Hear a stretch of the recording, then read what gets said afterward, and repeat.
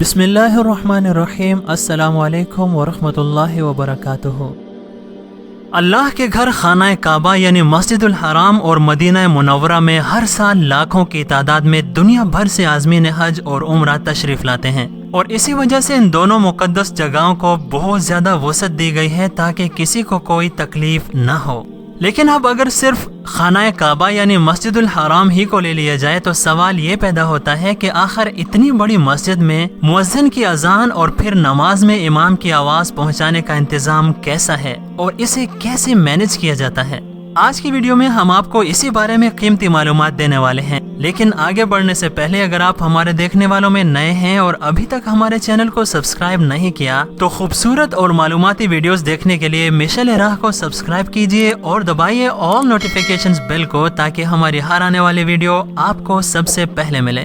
दोस्तों, मस्जिद अल हराम में 3 साउंड सिस्टम्स इस्तेमाल होते हैं, जिनमें से एक प्राइमरी और 2 बैकअप के तौर पर काम करते हैं।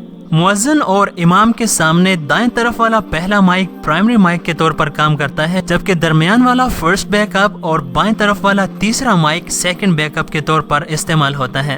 अगर कभी खुदा न खास्ता प्राइमरी माइक काम करना बंद कर दे तो फर्स्ट बैकअप यानी दरमियान वाला माइक ऑटोमेटिकली ऑन हो जाता है, और अगर वो भी फेल हो जाए तो सेकंड बैकअप यानी तीसरा माइक ऑन हो जाता है, और यूं मस्जिद अल हराम में फेलियर रेट 0% होता है।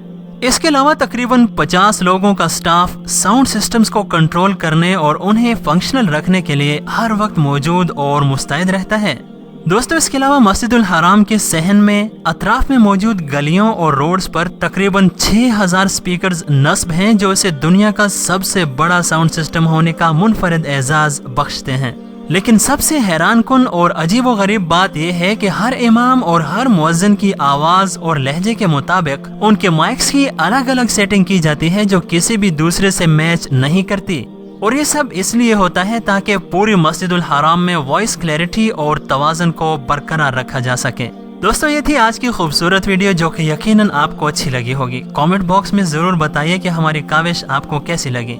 वीडियो को लाइक कीजिए और अपने दोस्तों के साथ शेयर कीजिए। हम आपके लिए एक नई और मालूमाती वीडियो लेकर हाजिर होंगे। तब तक अपना ख्याल रखिएगा और हमें दुआ में याद रखिएगा। अल्लाह हाफिज।